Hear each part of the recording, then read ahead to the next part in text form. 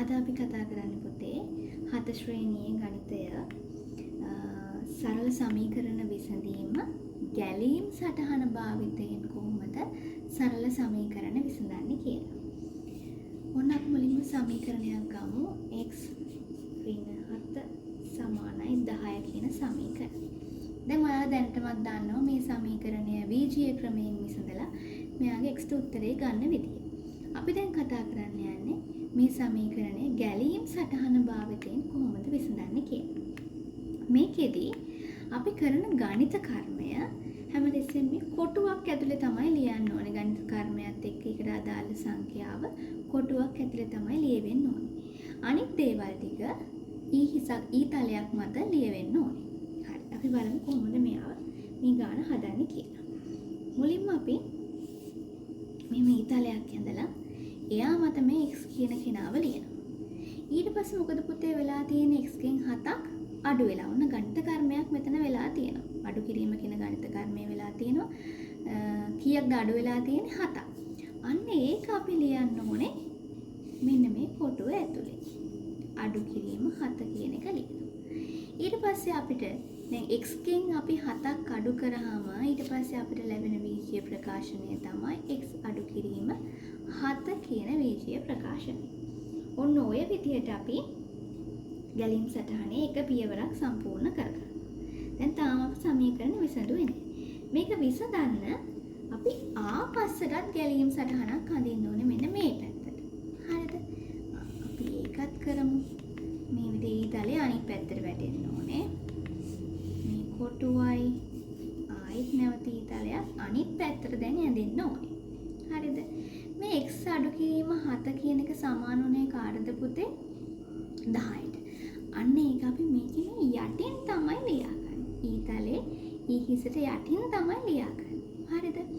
ඊට පස්සේ මම කියවනේ සමීකරණයක් විසඳද්දී ඒකට කරලා තියෙන ගණිත කර්ම වලට ප්‍රතිවිරුද්ධ ගණිත කර්ම කරලා තමයි ඒක විසඳන්නේ කියලා. දැන් මෙතන අඩු කිරීමේ 7ක් නේ තියෙන්නේ. එයාට විරුද්ධ ගණිත කර්මය මොකක්ද? එකතු කිරීම. මෙතෙන්ට අපිට දාගන්න වෙනවා එකතු කිරීම 7ක්. එතකොට අපි මේ 7 එකතු කරන්නේ කාටද දැන්? මෙන්න මේ 10ට. මේ පැත්තටනේ අපි යන්නේ. 10ට 7ක් එකතු කරාම කීයද? 17යි. හරි. ඔන්නම අපි මේක විසඳගෙන එනවා. ඊට පස්සේ ඔයාලා මෙන්න මේ මෙතන ලියපු මේ ඊතල මේ පැත්තට ඊතල දානකොට ලියපු දේවල් ටික තියෙනවනේ. ඒ ටික නැවතත් ආපහු මේ ආපස්සට ආපු එකෙත් ওই විදිහට ලියා ගන්න. එතකොට x ගේ උත්තරේ මොකද්ද? 17. x සමානයි 17. පැහැදිලිද?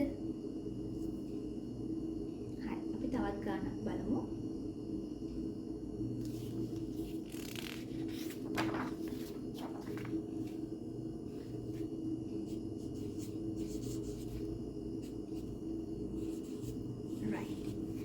මෙතෙන්දි මොකද වෙලා තියෙන්නේ? මේ x ව 5න් මොකද වෙලා තියෙන්නේ? ಗುಣ වෙලා. 5න් ಗುಣ වෙලා තමයි මේ 30 කියන උත්තරේ ලැබිලා තියෙන්නේ. උන් අපි දැන් මේකත් ගැලීම් සටහන භාවිතයෙන් විසඳන්න යන්නේ. මුලින්ම අපිට ඊහිසක් ඕනේ. එයා මත කවුද ලියන්නේ? 5ද xද ලියන්නේ?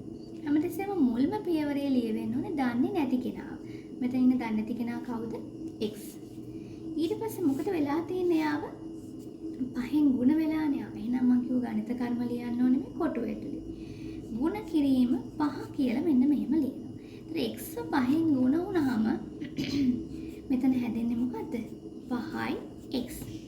එතකොට ඔන්න මේ පැත්තේ තියෙන ටික මෙතන හදාගෙන තියෙනවා.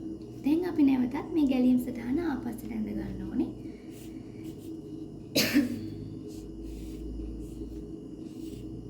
ඔන්න ඔය විදිහට ඇඳ ගන්න. දැන් මේ 5යි x කියන කෙනා සමානුනේ කාටද? 30ට.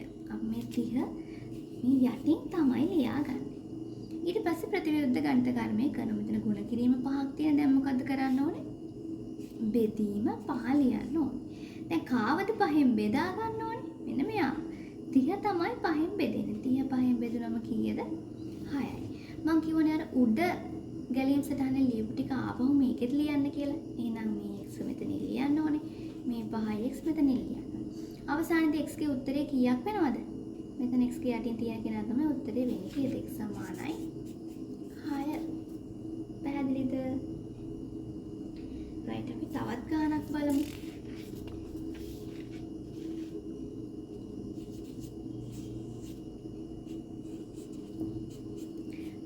කලින් බලපු ගණන් දෙකටම වඩා ටිකක් මේ ගාන දිගයි වගේ හිතනවනේ. හරි.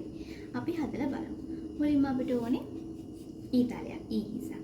මෙතන මොකද්ද ලියන්නේ? දන්නේ නැති කෙනා. මෙතන ඉන්න දන්නේ නැති කෙනා කවුද? y. ඔන්න y ව ලියනවා. y ට මොකද්ද මේ වෙලා තියෙන්නේ? y ව මුලින්ම 3ෙන් ගුණ වෙලා. එහෙනම් අපි ඒක තමයි මෙතන ලියන්නේ.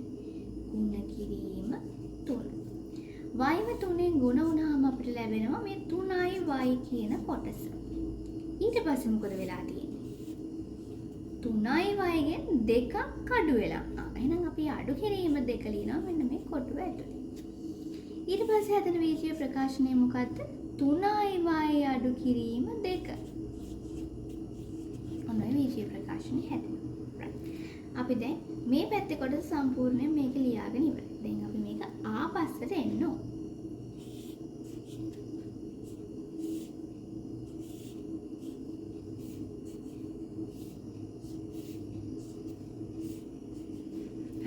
මම කියවනේ මෙන්න මෙයා සමානුනේ කාටද 10ට. එහෙනම් මේ 10 ලියන්න ඕනේ මෙන්න මේ යටින්.